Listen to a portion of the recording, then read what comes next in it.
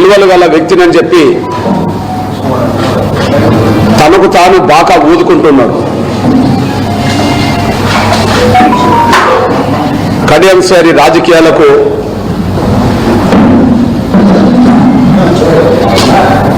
స్వార్థపూరితమైన విలువలేని రాజకీయాలకు వరంగల్ ప్రజలు గుణపాఠం నేర్పాల్సిన బాధ్యత ఉన్నదని గుర్తు చేస్తున్నా.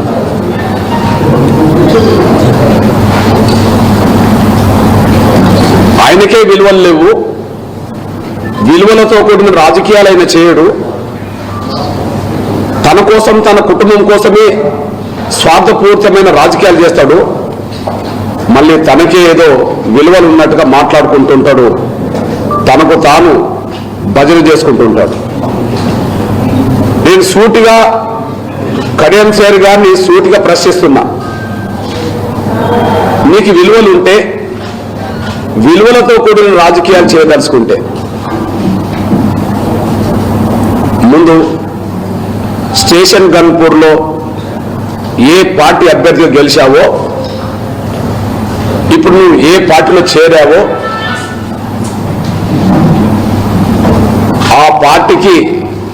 ఆ పార్టీ ద్వారా పొందిన ఎమ్మెల్యే పదవికి ముందు రాజీనామా చేసి విలువల గురించి మాట్లాడు. స్టేషన్ గన్పూర్లో బీఆర్ఎస్ అభ్యర్థిగా ఎమ్మెల్యేగా గెలిచావు, నీకు విలువలుంటే ఇప్పుడు ఎమ్మెల్యేగానే నువ్వు అనిపించుకుంటున్నావు కనుక,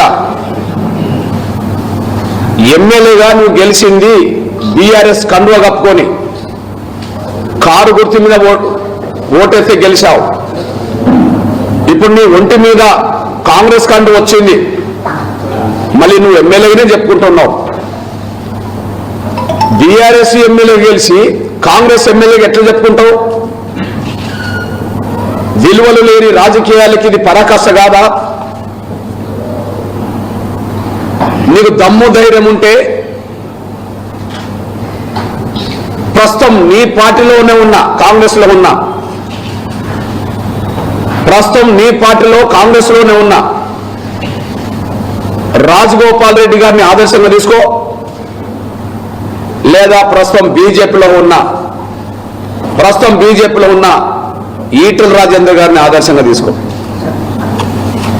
మీరు దమ్ము ధైర్యం ఉంటే, విలువలు ఉంటే వాళ్ళని ఆదర్శంగా తీసుకో. కారణాలేమైనా కేసీఆర్ను ఓడించే పోరాటంలో అప్పుడున్న పరిస్థితిలో కాంగ్రెస్ ఆ పని చేయలేకపోతున్నదని, కేసీఆర్ను ఓడించే ప్రయత్నంలో బీజేపీ ముందు వరుసలు ఉన్నదని ఆనాడు కాంగ్రెస్ ద్వారా గెలిచిన, చేయి గుర్తు మీద గెలిచిన మునుగోడు ఎమ్మెల్యే పదవికి రాజీనామా చేసి ఆయన బీజేపీలో చేరాడు. అందుకనే ఉప ఎన్నికలు వచ్చినాయి. ఉప ఎన్నికల్లో ఓడవచ్చు, గెలవచ్చు తర్వాత విషయం. రాజగోపాల్ రెడ్డి విలువల గల రాజకీయాలు నడిపినట్టే కదా. ఒక పార్టీ ద్వారా గెలిచి ఇంకో పార్టీలో చేరుతున్నప్పుడు ఆ గెలిచిన పదవికి రాజీనామా చేశాడు కదా. కారణాలేమైనా దమ్ము ధైర్యం ఉన్న నాయకుడే రాజగోపాల్ రెడ్డి. తను మళ్ళీ గెలవచ్చు, గెలవకపోవచ్చు, కానీ పార్టీ మారుతున్నప్పుడు మాత్రం, నేను ఒక పార్టీలో గెలిచి ఇంకొక పార్టీలో చేరుతున్నప్పుడు నేను విలువలతో కూడిన రాజకీయాలు చేయాలని చెప్పి ఆయన రాజీనామా చేశాడు. ఉప ఎన్నికలు వచ్చినాయి, ఓడిపోవచ్చు, కానీ రాజగోపాల్ రెడ్డి విలువల గల రాజకీయాలే చేశాడు. రెండోది, మన పక్క నియోజకవర్గం హుజరాబాద్ నుంచి బీఆర్ఎస్ లోనే గెలిచిన సోదరులు ఈటల రాజేందర్ గారు తను పార్టీ మారాలనుకున్నప్పుడు, ముఖ్యంగా కేసీఆర్ గారు గతంలో రాజన్నను అవమానకరంగా బర్తరఫ్ చేసినట్టుగానే ఈటల రాజేందర్ గారు కూడా అవమానకరంగా బర్తరఫ్ చేస్తే తన ఆత్మగౌరవాన్ని నిలబెట్టుకోవడానికి, తన వ్యక్తిత్వాన్ని చాటుకోవడానికి ఆయన బీఆర్ఎస్లో ఉండలేని పరిస్థితులు వచ్చినప్పుడు ఆయన తన ఎమ్మెల్యే పదవికి రాజీనామా చేసి తన ఎమ్మెల్యే పదవికి రాజీనామా చేసి బీజేపీలో చేరాడు. తద్వారా ఉప ఎన్నికలు వచ్చినాయి. ఓడినా గెలిచినా నేను విలువలతో కూడిన రాజకీయాలు చేస్తామని చెప్పి ఈటెల రాజేందర్ గారు నిరూపించుకున్నాడు. ఉప ఎన్నికల్లో గెలిచాడు. ఒక పార్టీలో గెలిచి ఇంకో పార్టీలో మారుతున్నప్పుడు రాజగోపాల్ రెడ్డి గారు ఎమ్మెల్యే పదవి రాజీనామా చేశాడు. ఓటమిని కూడా ఎదుర్కొన్నాడు. ఈటెల రాజేందర్ గారు ఎమ్మెల్యే పదవికి రాజీనామా చేసిండు. ఆయన గెలిచి చూపించాడు ఉప ఎన్నికల్లో. నువ్వెందుకు పారిపోతున్నావు? నీ వ్యక్తిత్వం ఉంటే, నువ్వు గొప్ప విలువల వల్ల రాజకీయ నాయకుడు అనుకుంటే అసలు నువ్వెందుకు పారిపోతున్నావు? నీకేం వ్యక్తిత్వం ఉన్నది? నువ్వు ముందుగా రాజీనామా చేయాలి కదా. ముందుగా నువ్వు రాజీనామా చేయాలి కదా. నేను చేర్చుకున్నది ఎవరు? రేవంత్ రెడ్డి. నీ కండో కప్పింది ఎవరు? రేవంత్ రెడ్డి. ఎవరి ద్వారా కండో కప్పించుకున్నావు? రేవంత్ రెడ్డి ద్వారా. రేవంత్ రెడ్డి గారు మాట్లాడిన ఉపన్యాసం ఏంటిది? రేవంత్ రెడ్డి గారు మాట్లాడిన ఉపన్యాసం ఏంటిది? ఎవరన్నా ఒక పార్టీలో గెలిచి ఇంకో పార్టీలో చేరుతున్నప్పుడు ఆ పదవికి రాజీనామా చేయకుండా ఎవరన్నా పార్టీలో చేరితే వాళ్ళను రాళ్లతో కొట్టి చంపండి అన్నాడు. వాళ్ళను రాళ్లతో కొట్టి చంపండి అన్నాడు. రాళ్లతో కొట్టమన్నారు వరకే సరిపోలే, రాళ్లతో కొట్టి చంపండి అన్నాడు. అంతేకాకుండా ఒక ఎమ్మెల్యే పదవికి ఒక పార్టీలో గెలిచి ఎమ్మెల్యే పదవికి రాజీనామా చేయకుండా ఇంకో పార్టీలో చేరితే రాళ్లతో కొట్టి చంపండి అనే మాట అంటున్నప్పుడు పిచ్చి కుక్కలను ఎట్లయితే కొట్టి చంపుతారో, పిచ్చి కుక్కలను తెలిసి ఎట్లయితే పిచ్చి కుక్కలను కొట్టి చంపుతారో ఆ విధంగా ఒక పార్టీలో గెలిచి ఇంకో పార్టీలో చేరుతున్నప్పుడు పిచ్చి కుక్కల్లాగా చంపండి అని కూడా రేవంత్ రెడ్డి గారు మాట్లాడిండు. ఆయన మాట్లాడిన ఉపన్యాసం మొత్తం వైరల్ అవుతూనే ఉన్నది. మరి నువ్వు పిచ్చి కుక్క కంటే హీనం అన్నట్టే కదా. నువ్వు పిచ్చి కుక్క కంటే హీనం అన్నట్టే కదా. పిచ్చి కుక్కల కంటే హీనంగా కొట్టి చంపమన్న రేవంత్ రెడ్డి గారికి విలువలు లేవు.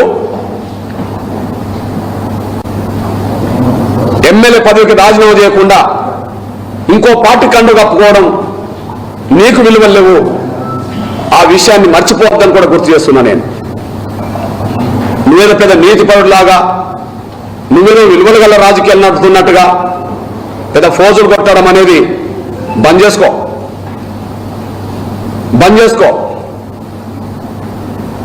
నా మీద విమర్శలు పెడితే సహించేది లేదని మాట్లాడుతున్నాడు ఆయన. ఏంటి సహించేది? నేను వ్యక్తిగత స్వార్థపర రాజకీయాలు చేస్తలేను. నేను వ్యక్తిగత స్వార్థపర రాజకీయాలు నీలాగా చేస్తలేను. అందరూ బాగుపడాలనుకునేటోని నేను. అందులో మీరు కూడా బాగుపడాలంటోనే. అందరూ బాగుపడాలని కోరుకునేటోని. వ్యక్తిగత రాజకీయ లబ్ధి కోసం మేము ప్రయత్నం చేస్తలేము. అదే ప్రయత్నం చేస్తే మీరు టీడీపీలో ఉన్నప్పుడు నాకు 2 సార్లు పెద్దపల్లి పార్లమెంట్ టికెట్ వచ్చింది, రాజ్యసభ సీటు కూడా వచ్చింది, నిరాకరించుకున్నాం. ఇప్పుడు మీరు కాంగ్రెస్ చేరారు. ఇప్పుడు మీరు కాంగ్రెస్ చేరి ఇప్పుడు టికెట్ తెచ్చుకున్నారు. కానీ 2009లో వరంగల్ పార్లమెంట్ సీటు నాకే రాజశేఖర్ డిక్లేర్ చేస్తా అన్నాడు. 2007లో నాకు రాజశేఖర్ గారు నాకు ఎమ్మెల్సీ ఇచ్చాడు, నిరాకరించుకున్నాం.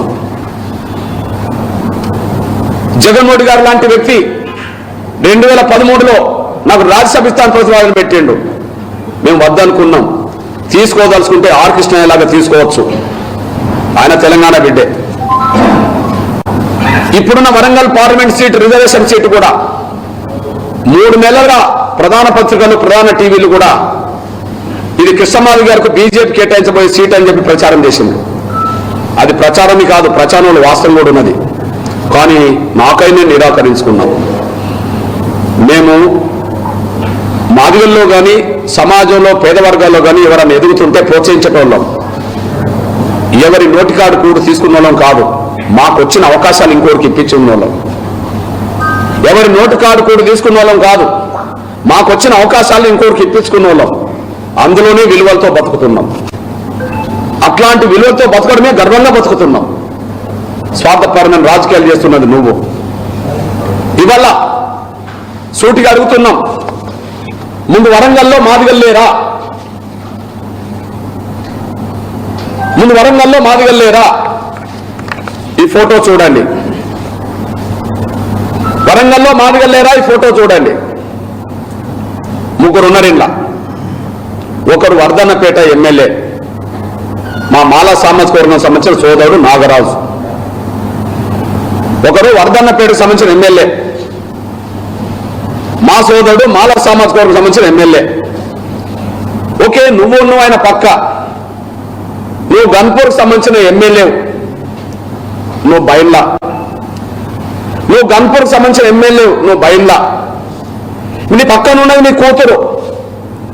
ఇప్పుడు ఎంపీ టికెట్ కోసం ప్రయత్నం చేసి తెచ్చుకున్నావు. బీఆర్ఎస్ లో ఎంపీ టికెట్ మీ కూతురికే, ఇప్పుడు కాంగ్రెస్ లో ఎంపీ టికెట్ మీ కూతురికే. ఈ భారత రాజకీయాల్లో, ఈ తెలుగు రాజకీయాల్లో, తెలంగాణ రాజకీయాల్లో ఒక పార్టీలో టికెట్ తెచ్చుకొని అదే పార్టీ టికెట్ తీసుకున్న తర్వాత మళ్ళా దానికి రాజీనామా చేసి అదే ఎన్నికల్లో ఇంకో పార్టీ టికెట్ తెచ్చుకునే చరిత్ర, నీచ రాజకీయాలు నడిపిన చరిత్ర నీదే. భారతదేశంలో అది ఇక్కడ జరగలే, తెలుగు నేల మీద ఎక్కడ జరగలే, తెలంగాణలో ఇక్కడ జరగలే. ఒకే ఎన్నికల్లో మే 13 జరిగే ఎన్నికలే బీఆర్ఎస్ లో టికెట్ నా బిడ్డకే కాదని పట్టుబట్టి తెచ్చుకున్నావు. తర్వాత కాంగ్రెస్ గెలుపు వస్తుందని చెప్పి సిట్టింగ్ ఎంపీ దయాకర్ అయినా ఇంకోడైనా కాంగ్రెస్ గెలుతుందని తెలిసి చివరికి మళ్ళీ నమ్ముకున్న సొంత పార్టీని కూడా ద్రోహం చేసి, నమ్మిన సొంత పార్టీని కూడా ద్రోహం చేసి మళ్ళా ఇదే మే 13 జరగబోయే ఎన్నికల్లో కాంగ్రెస్ టికెట్ నీ బిడ్డకి ఇప్పించుకున్నావు. ఇప్పుడు నీ బిడ్డ ఎంపీ అని భావించుకుంటే మరి ఇక్కడ మాదిగలేరిగా, ఇప్పుడు ఇక్కడ వరంగల్లో మాదిగలేరి పాత్రికేయ మిత్రులారా, వరంగల్లో మాదిగలేరిగా. ఇగో చూడండి, కడియం సేరిదే కాదు వరంగల్ జిల్లా, కృష్ణమాది గారిది కూడా వరంగల్ జిల్లే. కడియం సేరిదే కాదు వరంగల్ జిల్లా, కృష్ణమాది గారిది కూడా వరంగల్ జిల్లే. ఈ విషయంలో నిన్నటి వరకు వర్ధన్నపేట ఎమ్మెల్యే మాదిగా, ఇప్పుడు మా మాల సోదరుడు గెలిచిండు. ఓకే, అభ్యంతరం ఉన్నది, ప్రజల తీర్పు ఇచ్చిండ్రు. 2 గన్పూర్ ఎమ్మెల్యేగా ఒక బైన్లా మీరు గెలిచారు. ఇప్పుడు మీరే మీ బిడ్డను తీసుకొచ్చి ఇక్కడ పోటీలో పెట్టేశారు. ఇప్పుడు ముగ్గురిని మాయం చేసినట్టే కదా, ఆరూరు రమేష్ అనే మాదిగని మాయం చేసినట్టే కదా కాంగ్రెస్ టికెట్ మాలలకి ఇచ్చి. అదే సమయంలో ఇప్పుడు నువ్వు రాజన్న టికెట్ లాక్కొని మాదిగ టికెట్ లాక్కొని నువ్వు మాదిగలకు ద్రోహం చేశావు కదా. మాదిగ టికెట్ లాక్కొని ఎమ్మెల్యేగా రాజే టికెట్ నువ్వే లాక్కొని ద్రోహం చేశావు కదా. ఇప్పుడు సిట్టింగ్ ఎంపీ దయాకర్ సీటు లాక్కొని నువ్వు నీ బిడ్డకి ఇప్పించుకున్నావు కదా. మరి ఇప్పుడు వరంగల్లో మాదిగలేరి, నీ లెక్క ప్రకారమే మాల ఎమ్మెల్యే కూడా ఉన్నారు, బయటగా నువ్వు ఎమ్మెల్యే ఉన్నావు. 3వ వర్గం, బలమైన వర్గం, మెజార్టీ వర్గం మాదిగలే కదా. మాదిగలు ఎంపీగా కూడా ఉండద్దా? పత్రికా మిత్రులారా, ఎలక్ట్రానిక్ మిత్రులారా, ఒకసారి ఆలోచించండి.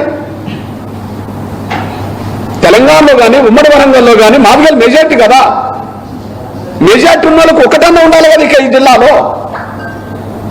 ఒకటి కూడా లేకుండా చేసే కుట్ర కదా. ఇప్పుడు కుట్రదారుడు ఎవరు? ఊరుకు ఒకరు లేని, ఒక ఓటరు లేని మీరు ఎమ్మెల్యేగా ఉంటారు, మీ బిడ్డను ఎంపీ చేస్తారంటావు. మరి ఊరుకు 100 మంది, ఊరుకు 1000 మంది ఓటర్లు ఉండబడే మాదిగలు వరంగల్ జిల్లాలో ఒక్కరికి కూడా అవకాశం రాకపోతే కాంగ్రెస్ మాకు ద్రోహం చేసినట్టు కాదా? కాంగ్రెస్ అడ్డం పెట్టుకొని నువ్వు మాకు ద్రోహం చేసినట్టు కాదా? కాంగ్రెస్ ద్రోహం చేసినట్టు కాదా? కాంగ్రెస్ అడ్డం పెట్టుకొని నువ్వు ద్రోహం చేసినట్టు కాదా? నేనంటున్నా, ఇక్కడ నీ బిడ్డకు టికెట్ ఇప్పించుకోవడం కంటే నువ్వు కాంగ్రెస్ చేరితే నీ బిడ్డకు టికెట్ ఇప్పించుకోవడం కంటే మరి నీకు చెల్లె లాంటిదా ఇందకి ఇప్పించుకోవచ్చు కదా. నీకు చెల్లెలా ఉన్న ఒక ఇంద్రకి ఇప్పించుకోవచ్చు కదా. ఇంద్ర నీ మీద అతి తక్కువ మెజార్టీతో ఓడిపోయింది కదా, 2 సార్లు ఓడిపోయింది కదా, 2 సార్లు ఓడిపోయింది కదా,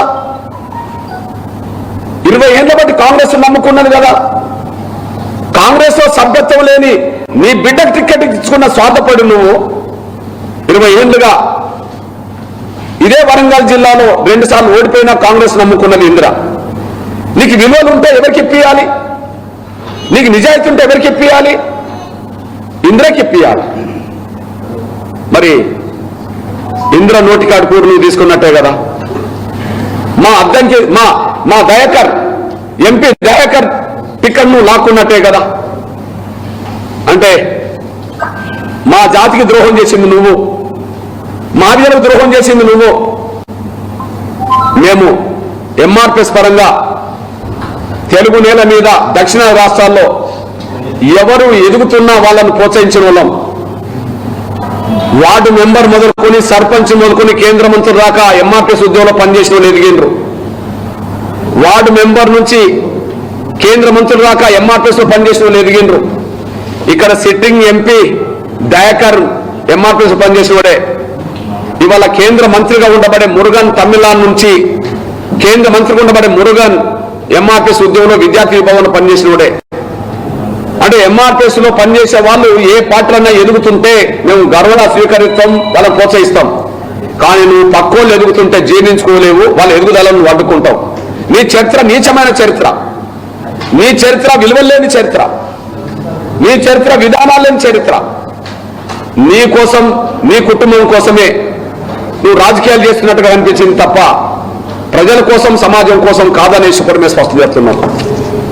ఈ నేపథ్యంలో మళ్ళీ వరంగల్ బిడ్డలుగా చెప్తున్నాం. రెండో విషయం, పాత్రికేయ మిత్రులారా, 3 కుటుంబాల కోసం మాదిగల్ని మోసం చేసింది కాంగ్రెస్. 3 కుటుంబాల కోసం, 3 కుటుంబాల కోసం మాదిగల్ని మోసం చేసేది. ఇగో తండ్రి ఒక పార్టీలో ఉండగానే బిడ్డకు కాంగ్రెస్ టికెట్. ఇక్కడ తండ్రి బీఆర్ఎస్ లో గెలుస్తాడు, కాంగ్రెస్ చేరిన వెంటనే బిడ్డకు టికెట్ ఇప్పించుకుంటాడు. అంటే కుటుంబ రాజకీయాలను కాంగ్రెస్ ప్రోత్సహిస్తున్నారు కదా, కుటుంబ రాజకీయాలకే కాంగ్రెస్ పార్టీ విలువనిస్తున్నారు కదా, కుటుంబ రాజకీయాలకే కాంగ్రెస్ పెద్దబిడ్డేస్తుంది కదా. రెండోది పెద్దపల్లిలో అన్నదమ్ములు అనబడుతున్న వినోద్ వివేక్ ఇద్దరు ఒకే కుటుంబంలో అన్నదమ్ములు ఉండగా మళ్ళీ వాళ్ళ కొడుకుకే మళ్ళీ ఎంపీ టికెట్ ఇవ్వడం అనేది కుటుంబ రాజకీయాలు కదా. అంటే ఒక్కో కుటుంబంలో ఇద్దరినంగా కూడా 3 చేశారు కదా. ఈ కుటుంబంలో ఒక్కరుంటే 2కి ఇచ్చారు కదా. మూడోది నాగర్ కర్నూలులో ఆ కుటుంబం నుంచే మల్లు బట్టి విక్రమార్క డిప్యూటీ సీఎం ఉన్నాడు కదా. ఆ కుటుంబం నుంచే మల్లు బట్టి విక్రమార్క డిప్యూటీ సీఎం ఉన్నాడు కదా. ఇప్పుడు డిప్యూటీ సీఎం హోదా ఉన్న ఆ కుటుంబంలోనే మళ్ళా మల్లు రవి అనే ఆయనకు నాగర్ కర్నూలులో ఎంపీ ఇచ్చారు కదా. అంటే 3 కుటుంబాల కోసం మాదిగలు బలి చేసినట్టే కదా. నేను చెప్తున్నది సత్యమే కదా. 3 కుటుంబాలు, ఇక్కడ శ్రీహరి కుటుంబం, అక్కడ వెంకటస్వామి కుటుంబం, అక్కడ వివేక్ కుటుంబం, వెంకటస్వామి కుటుంబం, అక్కడ మల్లు బట్టి విక్రమార్క కుటుంబం. అంటే 3 కుటుంబాలను మీరు పెంచి పోషించడం కోసం ఒక జాతీయ ద్రోహం చేసింది కాంగ్రెస్, ఒక జాతీయ ద్రోహం చేసింది. చివరికి ఇప్పుడు ప్రస్తుతం ఎన్నికల్లో 3 పార్లమెంట్ సీట్లు, ఒక అసెంబ్లీ సీటు కూడా ఉప ఎన్నికలు జరుగుతున్నాయి. 3 పార్లమెంట్ సీట్లో మాదిగలకు దిక్కులేదు. 3 చోట్ల కంటోన్మెంట్ అసెంబ్లీ నియోజకవర్గం ఉప ఎన్నికలు జరుగుతున్నాయి. ఇప్పటికే 3లో 1 మాదిగలకు లేకుండా చేసింది. కనీసం ఉప ఎన్నికలు జరుగుతున్న కంటోన్మెంట్ లో కూడా నిన్న బీజేపీలో ఉండి మొన్ననే పోటీ చేసిన గణేష్ అని ఒక మాల సోదరుడికే అక్కడ టికెట్ డిక్లేర్ చేసింది. ఇప్పటికే మాదిగలకు అన్యాయం జరుగుతుందని సమాజం మొత్తం అనుకుంటుంది. మాదిగలు రోడ్డెక్కుతున్నారు, మాదిగల్లో ఆవేదన ఉన్నది, రోడ్డెక్కుతున్నాం. అంటే మాదిగల్లో ఆవేదన ఉన్నది, రోడ్డెక్కుతున్న ఈ సమయంలో కూడా మళ్ళీ 4వ టికెట్ కూడా మాలలకే కేటాయించింది. అంటే షెడ్యూల్ కులాల లిస్టులో మాదిగలు లేనట్టుగా చెప్తుంది కదా. షెడ్యూల్ కులాల లిస్టులో మాదిగలు లేనట్టుగా చెప్తున్నారు కదా. అసలు షెడ్యూల్ కులాల రిజర్వేషన్లు మాదిగలకు వర్తింపజేయవు అన్నట్టుగా కాంగ్రెస్ ప్రవర్తిస్తున్నది కదా. ఇది న్యాయమేనా, ఇది ధర్మమేనా, ఇది న్యాయమేనా, ఇది ధర్మమేనా అని చెప్పి సూటిగా కాంగ్రెస్ పెద్దల్ని ప్రశ్నిస్తున్నా నేను.